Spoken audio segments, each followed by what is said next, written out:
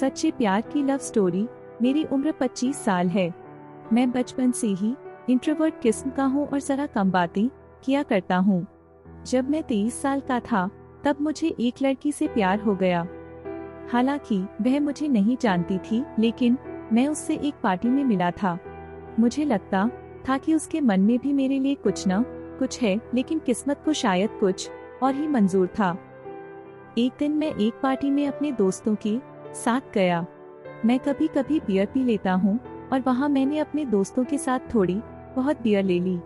दुर्भाग्य देखिए, वह लड़की भी वहीं आई हुई थी और उसने मुझे ड्रिंक लेते हुए देख लिया। बस उस दिन से उसने मेरी तरफ देखना भी बंद कर दिया। मैंने कई बार उसे समझाने की कोशिश की, लेकिन वह नहीं मानी। फिर एक दिन पता चला कि उसकी शादी कहीं और तय हो गई है। बस उस दिन से मेरे दिल में जो उसके लिए प्यार था उसे वहीं दफन कर दिया। मैंने खुद से यह वादा भी किया है कि ताउम्र शादी नहीं करूंगा। शायद ऐसे ही मैं अपने किए पर पश्चाताप कर सकूं। Story part 2। फिल्मों जैसी मेरी लव स्टोरी। जब किसी अनदेखे अनजाने की हर बात अच्छी लगने लगे, हर खुशी हर गम उससे साझा करने का दिल करे, ऐसी लव स्टोरी में उन अनदेखे अनजानों का आमने सामने मिलना वाकई दिलचस्प होता है। यह कहानी है 1999 में आई फिल्म सिर्फ तुम की। यह कहानी आपने भी फिल्मों में, सीरियल्स में देखी होगी। फिल्मों की यह कहानी मेरी जिंदगी में घटेगी, ऐसा मैंने कभी सपने में भी नहीं सोचा था। एक दूसरे को चिट्ठी लिखकर दिल का हाल बताना और हर बार मिलते मिलते फिर बिछड़ जाना, ऐसे ही बार बार मिलते मिलते न मिलने की फिल्मी कहानी है बिल्कुल मेरी। फर्क सिर्फ इतना है कि हम एक दूसरे को चिट्ठी नहीं लिखते थे बल्कि चैट करते थे। 2011 की बात है। मेरे फैमिली मेंबर मुझे शादी के लिए राजी करने में जी जान से जुट थे और मैं इसके लिए बिल्कुल तैयार नहीं था। यह बात मुझ अक्सर परेशान भी करती थी। जब भी परिवार वाले शादी का जिक्र करते, या तो मैं बात पलट देता या नाराज होकर वहां से चला जाता।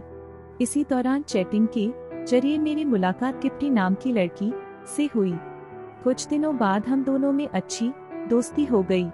एक दिन मैंने अपनी शादी वाली प्रॉब्लम के बारे में गिफ्टी को बताया।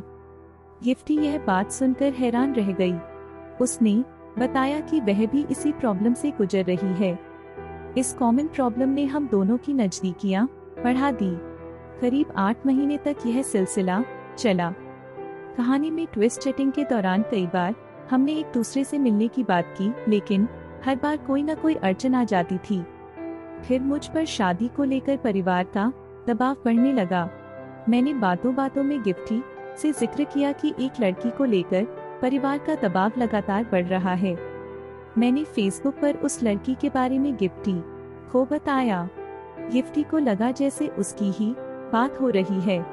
गिफ्टी ने मुझसे पूछा, लड़की का नाम क्या है और कहाँ रहती है?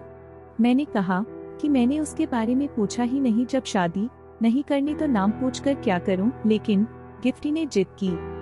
मैंने परिवार में अपनी भाभी से उसका नाम और एड्रेस पूछकर गिफ्टी को बताया। इसके बाद गिफ्टी ने अचानक मुझसे बात करना बंद कर दी। मैं इस बात को लेकर परेशान रहा, लेकिन कुछ दिन बाद मैंने भी इस ओर ध्यान देना बंद कर दिया और जिस लड़की से परिवार के लोग शादी करने के लिए दबाव बना रहे थे, उससे शादी के लिए हाँ कर दी। शादी के दिन दुल्हन मेरे सामने थी और उसने जब मुझे बताया कि वही गिफ्टी है, तो बस मैं उसे देखता रह गया। मैं यकीन नहीं कर पा रहा था, वाकई यह सच है। मुझे लगा कि कहीं मैं सपना तो नहीं देख रहा, लेकिन यह सच्चाई थी। फिल्मी सी लगने वाली मेरी सच्ची लव स्टोरी। आपको यह कहानी कैसी लगी? नीचे कमेंट करके बताएं। और इसी तरह की रोचक और अलबेली कहानियां देखने के लिए इस चैनल को सब्सक्राइब करना ना भूलें।